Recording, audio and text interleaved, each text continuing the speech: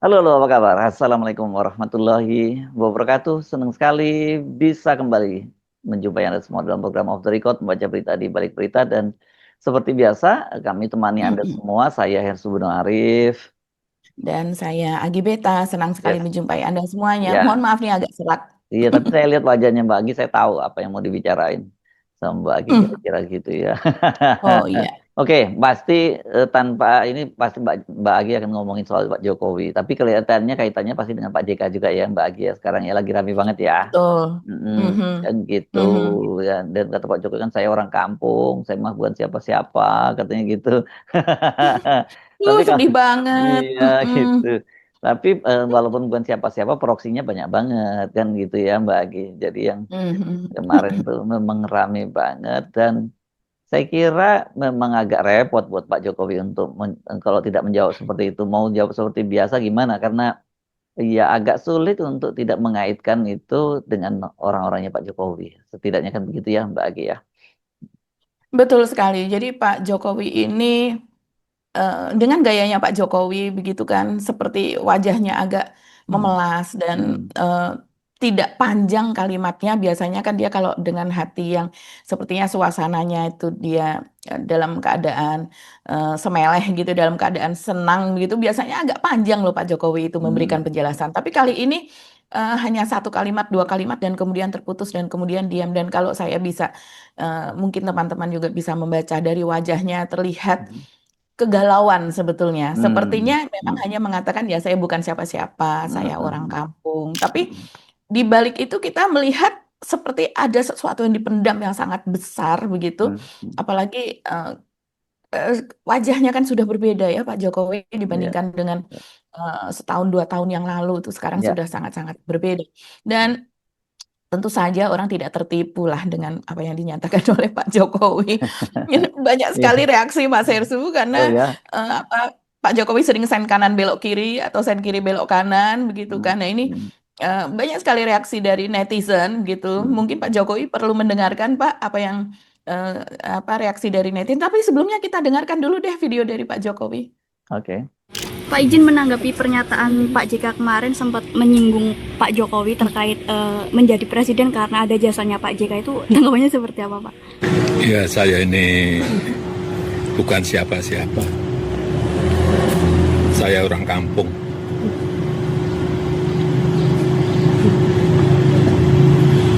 Eh, tapi gimana Pak? Ini kan kemarin Pak JK juga sempat menyinggung kalau misalnya Bapak menjadi presiden bisa rusak negara ini gitu. Yang menilai bukan saya.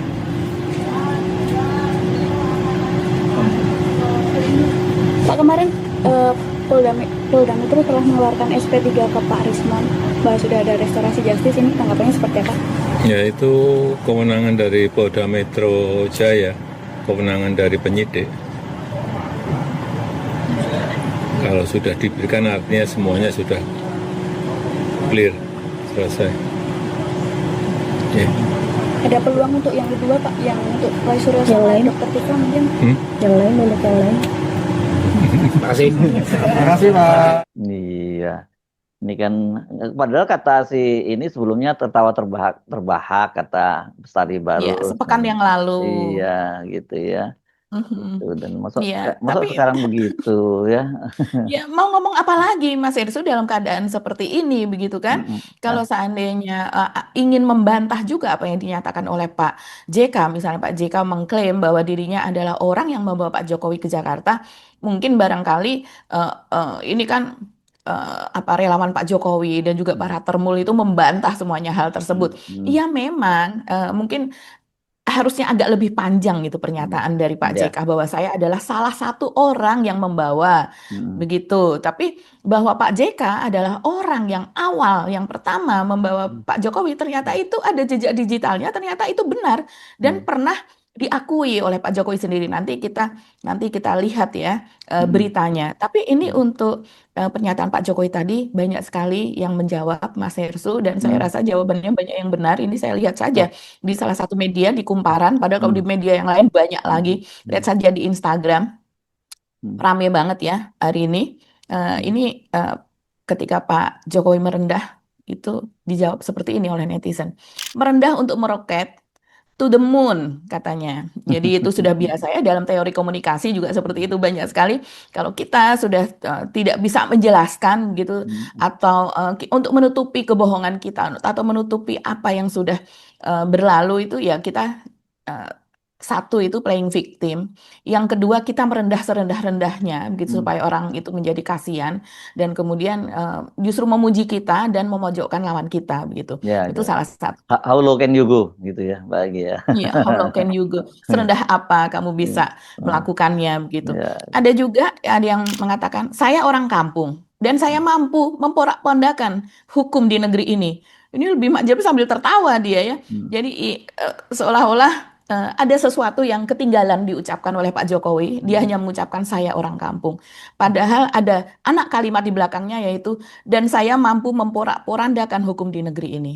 Iya. Ini luar biasa netizen ini menambahi anak kalimat. Saya orang kampung, tapi otak saya mafia. Wah, ini lebih kacau ini. Ini perlu pembuktian kalau yang ini. Tidak bisa dituduhkan begitu saja ya. Kampungnya tuh ngampung banget ya, Pak Jok, begitu Pak Jokowi, begitu. Orang kampung artinya kebalikannya. Dia super kuat. Hidup Jokowi katanya. Ini politiknya. Ada yang kemudian kalau ini saya setuju Mas Ersul. Ini politiknya orang Jawa. Tidak semua bisa melakukan. Iya, orang Jawa ya saya setengah Jawa dan saya suka melihat itu begitu. Kalau ya sudah dengan ini melihat orang marah ya sudah merendah saja begitu. Dan ada yang menjawab justru harus waspada. Yang adem ayem malah lebih berbahaya. Bener Mas, kalem, tenang, reti-reti, tes gitu. Maksudnya tenang, kalem, tahu-tahu tes gitu ya. Dan kemudian orang kampung tapi daya rusaknya luar biasa, ngalahin yang lain. Waduh, kalau ini sudah banyak yang tahu. Saya orang kampung tapi ngerti banget nilep duit. Ini si bapak itu kali ya, dirinya sendiri kan itu. Itu Iya. komentar, itu masih komentar dari Komentar Mas Ersu, iya. Komentarnya orang para netizen. Kalau saat ini pasti saya akan lawan. Ini di konteks apa ya waktu itu yang Pak Jokowi marah betul gitu terlihat gusar. Roy Suryo ya kalau nggak salah yang sudah dihina sehina-hinanya waktu itu kan gitu ya kan. Bukan itu? Iya, kalau tidak salah ya. Dia mengatakan saya akan lawan Oh, sampai bukan. Kalau itu pada waktu kampanye. Kampanye mungkin ya. Ya, kampanye kalau itu ya. Di GBK kalau tidak salah ya. Ya, Iya. lain. Ya itu. Oke, tapi ada juga sedikit lagi Mas Irsu. Ingat rumusnya, jika A maka B. Ada lagi yang mengatakan, saya orang kampung, saya balik ke kampung menjadi rakyat biasa. Saya akan lawan. Ini nyindir ya, Pak Jokowi kan sebetulnya pulang ke Solo itu katanya akan ngomong cucu, akan menjadi rakyat biasa, akan menjadi pemerhati lingkungan, begitu. Terus kenapa kalau dari kampung? Banyak kok pemimpin dari kampung, tapi ijazahnya nggak bermasalah, sikapnya negarawan, nggak ruwet, bulet, muter-muter katanya. Ya banyak orang kampung yang punya ijazah lah. Saya juga dari kampung, tapi saya juga punya ijazah asli. Mas Irsu juga lah saya rasa. Ya, saya akan kembali ke Solo. Ini nyindir banyak sekali yang mengatakan bahwa Pak Jokowi itu seharusnya sudah janji gitu ya akan kembali ke Solo dan menjadi orang biasa. Orang kampung nggak ada yang kayak lo sih Pak katanya. Orang kampung nggak ada yang kayak lo sih Pak. Orang kampung nggak ada yang kayak lo ini kayaknya majeleb banget ya Mas Irsu. Jadi walaupun Pak Jokowi mengatakan dirinya adalah orang kampung, ternyata masih banyak anak-anak kalimat yang kemungkinan gitu ya bisa ditautkan dengan kalimat Pak Jokowi yang pendek itu gitu. Ya. Oke, memang saya kira ini ya responnya mengejutkan buat Pak Jokowi. Karena kan ini kan sebenarnya kalau kita lihat bagaimana Pak Jokowi itu selalu ingin meredam ya kehebohan soal ijazahnya ini kan begitu. Jadi ketika kemudian kemarin Pak Yusuf Kala ngomongin yang minta agar ditunjukkan itu buat Pak Jokowi itu sangat mengejutkan begitu. Nah reaksinya itu yang kemudian jadi nggak terkontrol gitu karena reaksinya kan pada waktu seperti kita bahas kemarin tuh videonya Pak Yusuf Kala yang ceramah di UGM itu dipotong-potong begitu ya, kemudian dia digoreng oleh para pendukungnya dan kemudian lucunya kan mereka sendiri motong-motong dan kemudian melaporkan ke polisi. Harusnya justru yang motong-motong itu kan sebenarnya kena dilaporkan. Bisa kan kena undang-undang ITE kan sebenarnya yang motong-motong itu kan sama juga dengan sebenarnya kalau walaupun mungkin konteksnya agak berbeda kan, kayak orang seperti Roy Suryo dan teman-teman juga kena katanya undang-undang elektronik karena mengubah mengubah ijazah itu kan gitu. Padahal yang mereka Mhm. tidak mengubah, yang mengubah itu kan Sandi ya, harusnya begitu kan menurut Roy Suryo. Betul. Nah, Mhm. ini yang terjadi sekarang ini justru ijazah Pak Jokowi itu rame lagi. Ya, saya kira itu yang mungkin nggak membuat Pak Jokowi nggak menduga bahwa dampaknya kan seperti itu, ya. Jadi Iya, karena dengan Pak Yusuf Kalla ya Pak Yusuf Kalla ini kan figur yang punya kredibilitas yang cukup kuat gitu. Jadi artinya ketika Pak Yusuf betul. Kalla udah yang selama ini Pak Yusuf Kalla sendiri ngaku bahwa dia tidak mau kok campur tangan urusan ijazah Jokowi itu, bahkan ketika Mhm. Rismon misalnya minta waktu ketemu pun ditolak oleh Pak Mhm. Yusuf Kalla kan gitu Mhm. karena dia kata dia Mhm. tidak etis dan Mhm. bukan karakter dia untuk menusuk dari belakang orang yang pernah jadi partner politiknya Betul. gitu kan pernyataan dari Mhm. Pak eh, Yusuf Kalla. Ya sudah, menurut saya udah nyasi dibubur tambah rame lagi nih ijazahnya Pak Jokowi kalau udah begini, dan Pak Jokowi pasti saya kira diam-diam menyesali itu gitu. Iya, saya rasa sih begitu Mas Irsu, apalagi sekarang ketahuan jejak digitalnya. Ini kan dari pihak Pak Jokowi, sejak adanya konferensi pers dari Pak Yusuf Kalla kemarin yang Hmm. mengatakan bahwa dia berjasa membawa Pak Jokowi ke Jakarta untuk menjadi Gubernur DKI Jakarta. Dia mengatakan bahwa, hei para termul gitu kan, supaya kalian tahu bahwa saya lah, kalau kalau bukan karena saya Jokowi tidak akan menjadi Yes. presiden, Hmm. karena urutannya sebelum menjadi presiden adalah menjadi Ya. gubernur lebih dulu. Iya, kenapa? Dan Ya, itu yang penting diketahui kenapa Pak Yusuf Kalla tiba-tiba ngomong begitu. Bukan nggak ada angin, nggak ada hujan, tetapi banyak sekali kan pendukungnya Pak Jokowi itu yang mempersoalkan kok kayaknya orang seperti Yusuf Kalla itu nggak tahu diri sih, gitu sudah dikasih betul, dia betul. jabatan sebagai wakil presiden kok Mhm, masih terus nyerang Pak Jokowi kan seperti itu. Kenapa kemudian mhm. muncul omongannya Pak JK seperti Muncul itu? omongan. Mm-mm, Iya, gitu. iya betul sekali. Jadi setelah Pak JK, jadi urutannya adalah ada AI, Mm-mm, ada apa namanya Rismon, tapi dalam bentuk AI itu mm-mm, muncul berhari-hari dan didiamkan saja. mm-mm, Tidak ada protes dari Rismon. Oh, mengatakan bahwa itu bukan mm-mm, saya ya, itu mm-mm, AI ya, bukan saya mengatakan gitu. mm-mm, Isi AI adalah menuduh Yusuf Kalla dan kawan-kawan ya di situ sebagai bohir lah. Ada Yusuf Kalla, ada SBY, Puan, begitu kan yang selama ini dituduh sebagai bohir dari eh, Roy Suryo, Rismon dan kawan-kawan gitu yang mempermasalahkan ijazahnya Jokowi.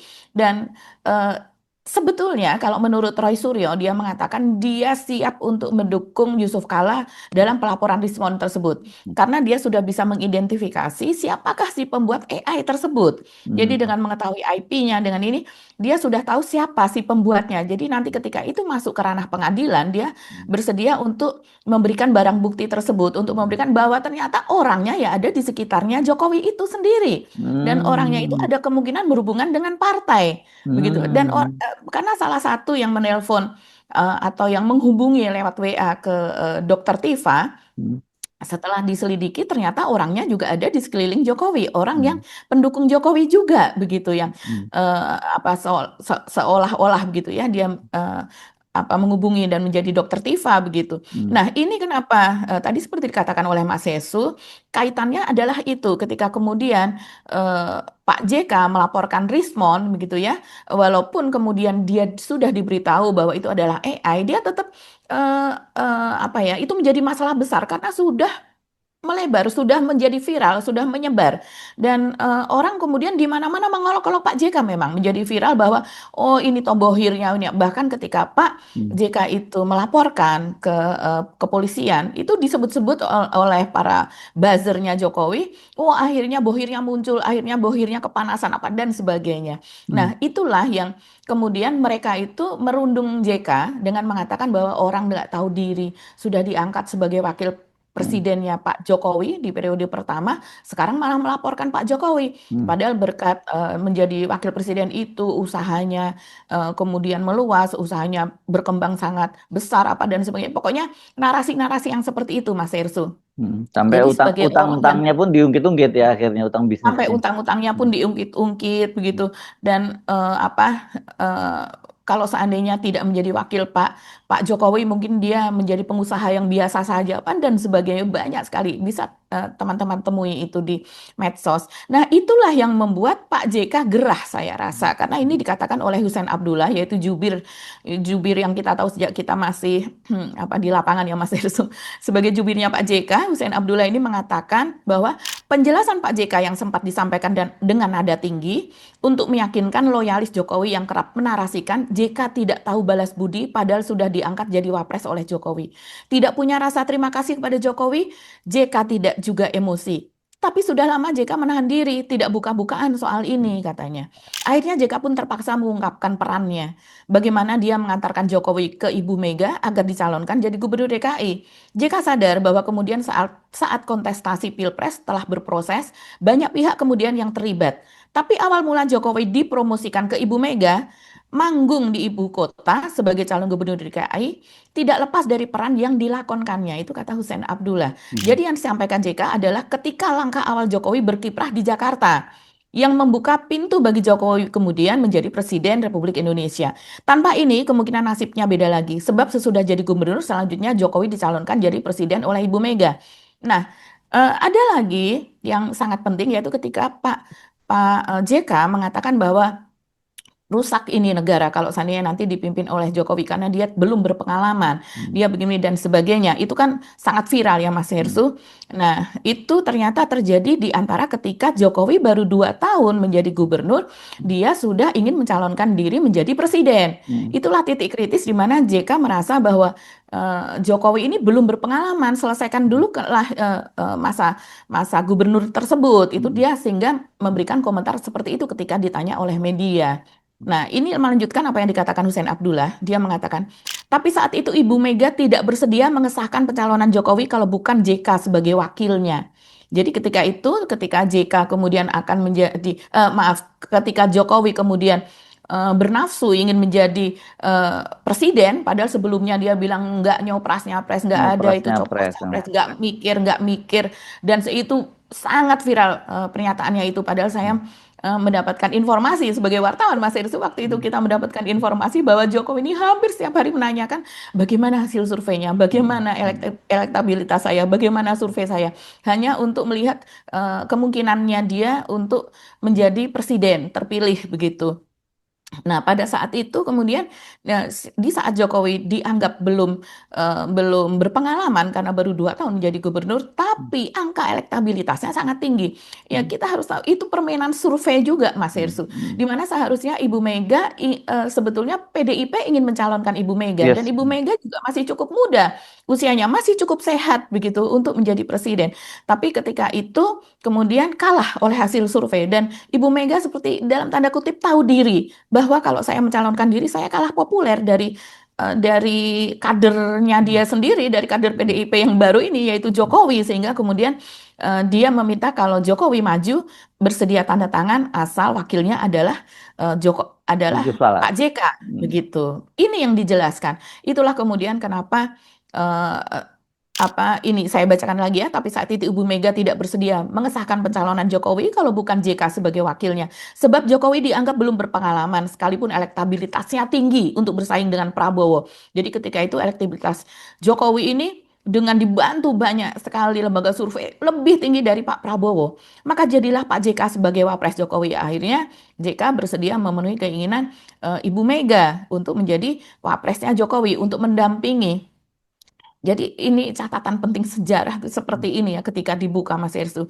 Jadi catatan pentingnya di sini, kata Hussein Abdullah, bukan Jokowi yang menetapkan JK sebagai pasangannya seperti yang dikatakan oleh para pendukung Jokowi atau para termul itu, melainkan langsung atas permintaan Ibu Mega selaku Ketua Umum PDIP kepada JK agar mendampingi Jokowi yang dianggapnya belum berpengalaman pada saat itu. Sekali lagi, Ibu Mega tidak mau menandatangani pencalonan Jokowi kalau tidak berpasangan dengan Muhammad Yusuf Kalla. Jadi siapa sebenarnya yang berhutang budi? Apalagi sepanjang pemerintahan mendampingi Jokowi dalam beberapa momen krusial, JK kerap pasang badan buat Jokowi. Contohnya, Mas Heru pasti paling tahu, menghadiri sidang umum PBB yang tidak pernah dihadiri oleh Jokowi. Begitu juga ada berbagai kesempatan internasional yang Jokowi tidak cukup pede, itu JK yang pasang badan begitu ya. Jadi begitulah sejarahnya kenapa kemarin JK kemudian terlihat agak emosi. Iya, cukup emosi. Ya, walaupun kata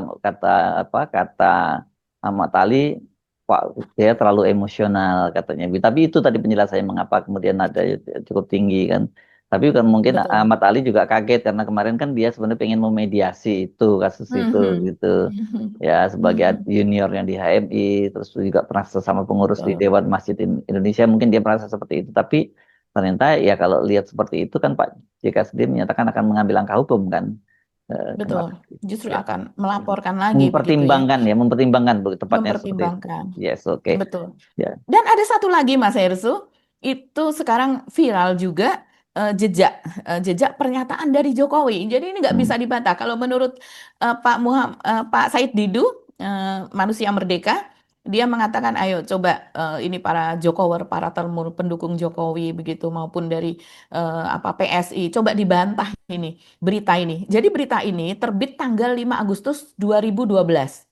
Jadi di situ coba saya bacakan saja dari Detik News ya. Di situ ada gambar Jokowi dan Ahok sebagai foto, sebagai foto berita. Fakta baru mengenai keberadaan Jokowi di Pilgub DKI terungkap. Dia ternyata diminta ikut berkompetisi pertama kali oleh mantan Wapres Yusuf Kala atau JK. Karena diminta JK, wali kota Solo ini datang ke Jakarta meski tanpa persiapan. Ini berita tanggal 5 Agustus 2012. Membongkar siapakah yang membawa Jokowi ke Jakarta. Memang betul Pak JK yang telepon saya. Saya nggak punya duit. Kata Pak JK, itu gampang. Nanti saya bicara sama Bu Mega. Ujar Jokowi. Hal itu disampaikan dalam talk show yang digelar di kediaman anak JK di Jalan Sekolah Duta 5 nomor 42A Pondok Indah, Jaksel pada Minggu 5 Agustus 2012.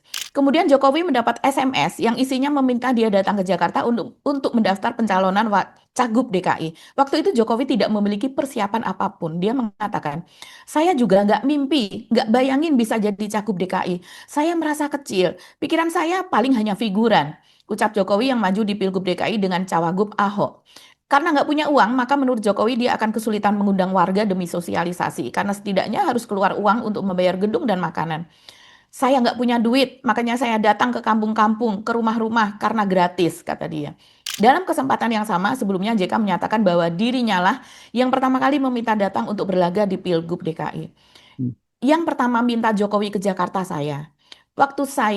Waktu saya itu saya telepon, sudahlah ngurusin Solo, urusin Jakarta.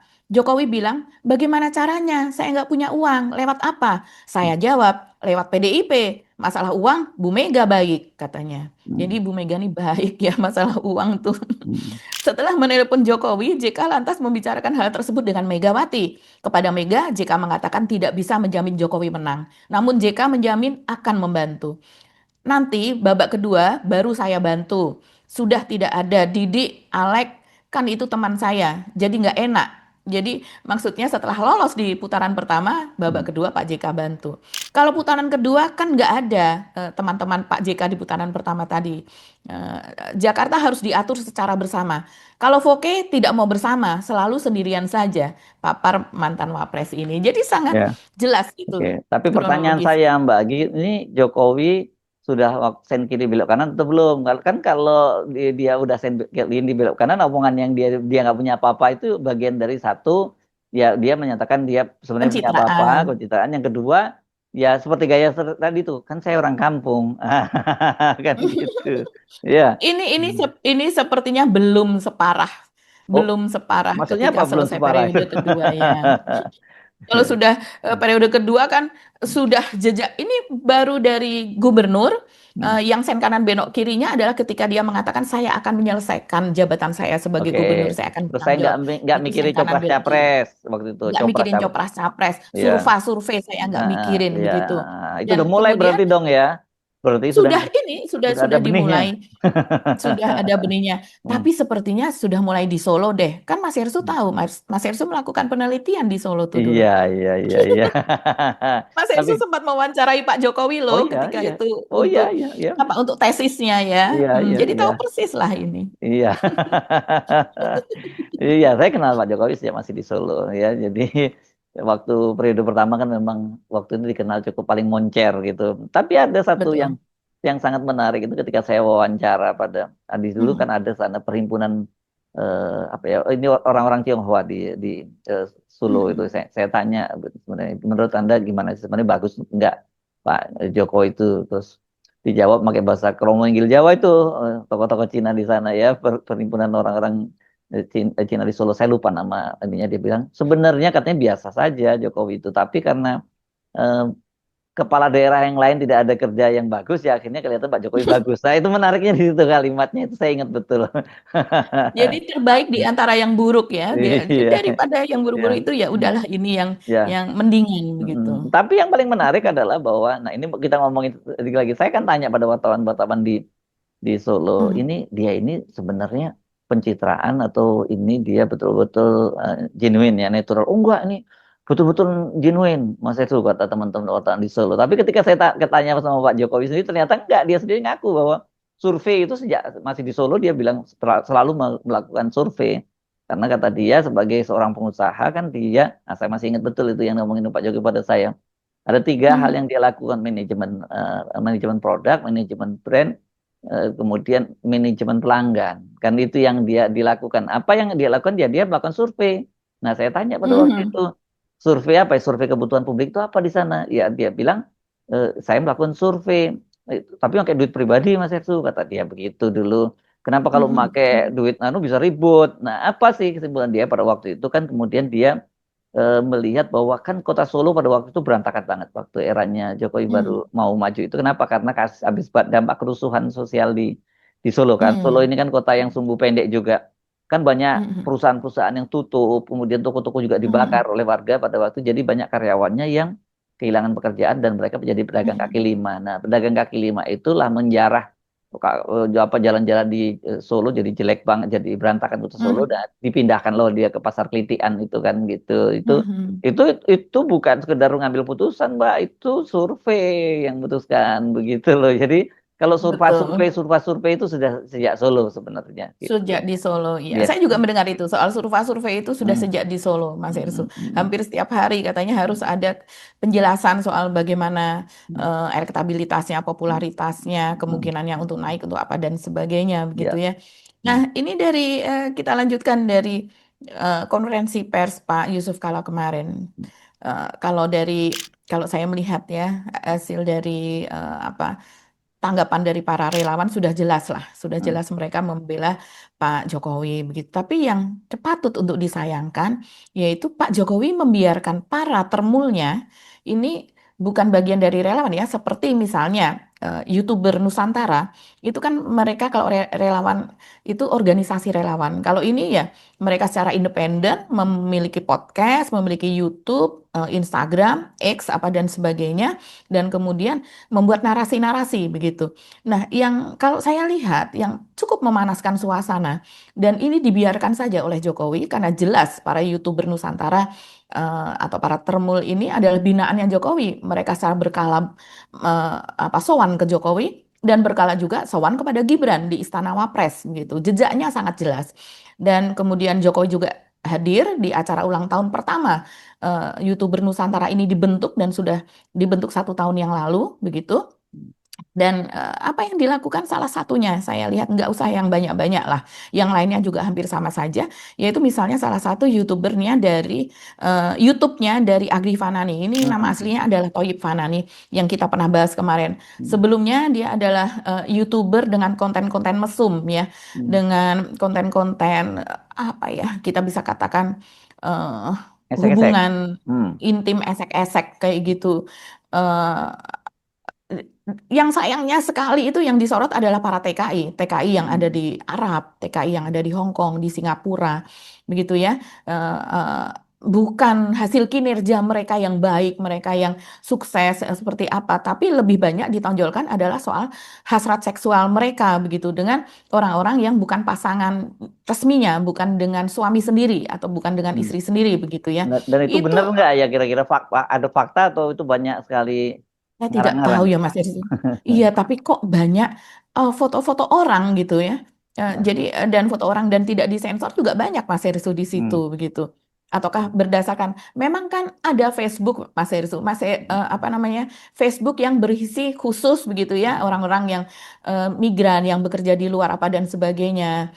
Itu sering menceritakan soal-soal seperti itu, barangkali mencomot dari situ kemudian dinarasikan sebagai bahan konten yang memang soal seks itu menjadi salah satu salah satu kalau di dalam berita begitu ya.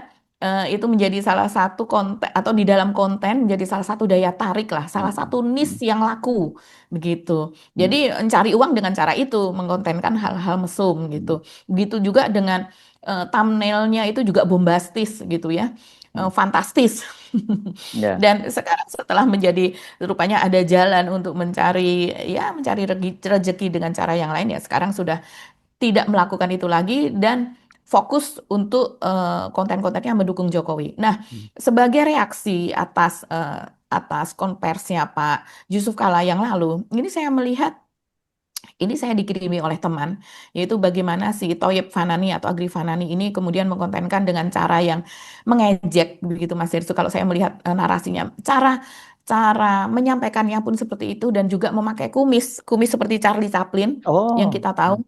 Pak JK ini memang sering disebut gitu ya sebagai bahan ledekan, sebagai Chaplin gitu. Saya tidak tahu kenapa Chaplin dianggap sebagai hal yang patut diejek, karena Charlie Chaplin itu kan malah justru tokoh yang cerdas, salah satu tokoh film di dunia ketika film masih hitam putih seperti itu ya, salah satu pelopor dan dia ini mendunia begitu kan, salah satu tokoh dunia gitu. Tapi diejek seperti itu dan kemudian ya, teman-teman kalau tertarik untuk menonton silakan menonton, tapi kalau saya sarankan jangan ya. Ini kita narasikan saja bagaimana Pak Jokowi membiarkan para pendukungnya, para buzzernya ini kemudian malah justru menjadikan itu sebagai konten ejek-ejekan gitu. Nah, ini yang saya rasa tidak akan membuat suasana menjadi tenang. Karena konten-konten ini kemudian juga disebarkan, dipotong-potong juga dan dengan dengan narasi yang mengejek, bukan pada substansinya. Untuk seperti misalnya betul nggak sih Pak JK ngomong gitu? Kan kalau kita seharusnya menyelidiki Pak JK ngomong gitu, ya kita cari jejaknya gitu ya dengan kurasi digital, gimana hasilnya gitu. Atau juga apa kata orang-orang? Seperti misalnya salah satunya Mas Herssu pernyataan dari EF Saifullah Fatah, saya tidak tahu itu rekamannya kapan, tapi sekarang jadi viral lagi karena ada yang mengunggahnya. Bagaimana EF ini menceritakan, mungkin waktu itu dia menjadi salah satu konsultan politik ya dari Jokowi JK ini, karena dia ada atau konsultan politik dari JK mungkin, karena dia ada di lokasi salah satu orang yang bukan keluarga, dia menceritakan seperti itu, yang ketika itu Pak JK ini ternyata pada saat kontestasi menjadi wakil presidennya Pak Jokowi, dia ternyata pernah sakit sangat berat sehingga masuk ICU.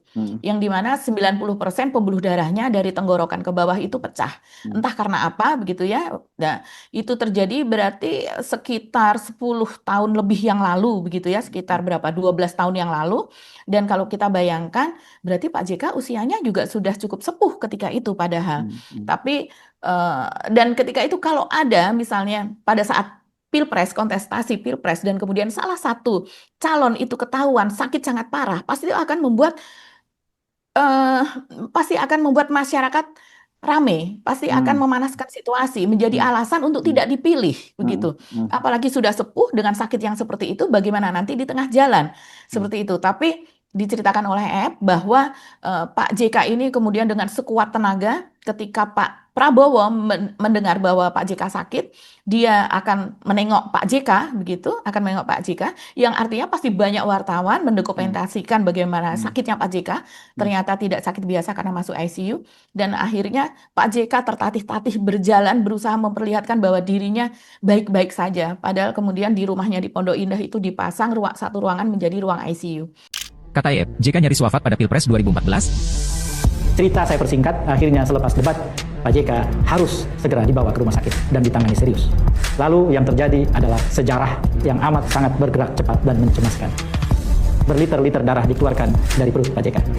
Dan saya sebagai orang yang kebetulan diberi akses untuk mendengar langsung penjelasan dokter bersama keluarga, mendengar langsung bagaimana dokter bercerita tentang masalah kesehatan Pak JK. Lebih dari 90% pembuluh darahnya dari tenggorokan hingga ke lambung pecah. Menurut logika kesehatan biasa, itu harusnya terjadi dalam waktu yang panjang, dalam proses yang simptomnya Pak JK ketahui dan rasakan. Tetapi yang terjadi adalah semuanya sebegitu mendadak. Akhirnya Pak JK ditangani segera dengan standar medis terbaik yang bisa diberikan. Cerita ini harus saya perpendek lagi, karena besok harinya, pagi-pagi, tiba-tiba beredar berita bahwa Pak Prabowo Subianto akan menjenguk ke rumah sakit. Jika ini bukan sedang di tengah kontestasi, tentu saja ini jengukan biasa. Dan peristiwa itu peristiwa biasa. Tetapi tentu tak bisa dipahami seperti itu ketika terjadi di tengah kompetisi yang sangat sengit saat itu. Apa yang terjadi? Pak JK memutuskan bahwa ia harus keluar dari rumah sakit. Ditentang habis-habisan oleh dokter, tetapi lewat satu prosedur yang tentu saja legal, yang tentu saja melibatkan keluarga, akhirnya Pak JK pagi itu diizinkan keluar dalam keadaan yang tidak baik. Tetapi di rumah Pak JK, di kamarnya, disediakan semua perlengkapan medis sehingga kamar itu disulap menjadi kamar ICU. Itulah sejarah yang banyak tidak diketahui orang dalam Pilpres 2014. Pak JK memaksakan diri keluar dari rumah sakit, berdiri, berjalan menuju kendaraan, sempat kepergok beberapa kamera person dari beberapa stasiun TV yang tidak berhasil diamankan, ditarik ke tempat lain. Akhirnya, saya kira sejarah sudah mencatat lewat gambar yang bergerak. Pak JK membuat pernyataan seolah-olah tidak apa-apa, baik-baik saja. Ini pengalaman yang kelam bagi saya dalam Pilpres 2014, ketika emosi saya diaduk-aduk pada saat itu. Tetapi saya menyaksikan satu hal, seorang petarung bernama Yusuf Kalla. Ia tidak menyerah dalam keadaan yang sungguh gampang membuat orang menyerah, bahkan orang yang sangat kuat sekalipun. Ia tetap mempertahankan diri menjadi kontestan dan berlaku selayaknya seorang petarung, dan kemudian hingga akhirnya dia bertarung bersama Jokowi. Kemenangan Jokowi JK tidak lepas dari peristiwa itu. Satu hal yang ingin saya catatkan saudara-saudara adalah demokrasi tidak memerlukan orang cengeng. Demokrasi tidak memerlukan orang yang ingin menang dengan fasilitas. Demokrasi tidak memerlukan orang yang meminta aparat untuk bergerak membantu mereka. Demokrasi yang sehat memerlukan para petarung yang bisa bertarung dalam keadaan yang terburuk sekalipun. Yusuf Kalla mengajarkan itu. Ini sangat luar biasa. Yang kalau seandainya JK tidak berusaha untuk menjadi seperti itu ya, menjaga amanah dari Megawati, mungkin Jokowi juga fail untuk menjadi presiden, salah satunya. Ya, Betul. tapi itu kan analisis post factum, tapi maksudnya tidak pada tempatnya lah, saling menjelekan dan seolah-olah meninggi-ninggikan yang satu dengan yang lain kan gitu ya, Mbak Agi ya. Ya, Dan sebenarnya apalagi kita, kalau seandainya tidak benar ya. Tapi saya rasa fakta-fakta oh seperti iya, itu perlu dimunculkan. kalau apalagi sekarang kalau soal itu kan Ibu Megawati masih hidup ya, akan lebih menarik kalau Betul. Ibu Megawati memberikan testimoni juga supaya Juga memberikan ya. testimoni. Oke. Oke. Sebagai bagian dari Ya. sejarah ya. Ya. Jadi apa kesimpulannya Mbak Agi? Jadi kesimpulannya ini akan terus panas. Kalau Oke. seandainya, saya sih setuju kalau ijazah itu tidak dimunculkan. Iya. Kalau Pak Jokowi tidak memunculkan. Coba sekarang begini ya. Kalau kita melihat Pak JK ini sangat jelas loh ijazahnya Mas Hersu. Jadi baik Pak JK maupun istrinya begitu ya. Pendidikan Pak JK ini dia di SMA 3 kalau tidak salah. Saya pernah membaca kisahnya di SMA 3 Makassar dan kemudian bertemu dengan Ibu Mufidah Kalla itu di SMA tersebut. Mereka pacaran sejak SMA begitu. Dan kemudian tapi Pak JK kemudian bandel masuk juga rupanya ya. Iya, dari SMA udah pacaran Udah ini kayaknya nih ya. nih Pak. Udah pacaran, kemudian menikah tahun 67. Nah, tapi kuliahnya berbeda karena Pak JK kuliah di Universitas Hasanuddin dan Ibu Mufidah itu kuliah di Universitas Muslim Indonesia atau UMI itu ya. Dan kemudian dua-duanya itu di Fakultas Ekonomi Mas Hersu. Yang kemudian setelah itu Pak JK kuliah lagi, yaitu dia sempat kuliah di mana, di Prancis ya, di European Institute of Business Administration di Prancis tahun 1977. Jadi sesudah menikah ya, sesudah punya anak dan sebagainya, dia kuliah S2 lagi menempuh administrasi bisnis. Jadi sangat jelas ini kalau seandainya Pak JK yang mau beradu ijazah gitu ya, Kan ya sudah kan JK diminta saja. katanya, tapi yang diminta kan bukan hanya ijazahnya Pak JK, tapi juga surat nikahnya katanya, kan itu yang mungkin Surat nikahnya betul. itu menurut Pak JK mungkin empat juga gitu. Oke, Mbak Agi, Ya. kita akan ngobrol lagi di episode berikutnya. Kami mohon pamit, saya Rusbunu Arif. Dan saya Gibeta, terima kasih atas perhatian teman-teman. Tetap salam akal sehat. Wassalamualaikum warahmatullahi Waalaikumsalam wabarakatuh. warahmatullahi wabarakatuh.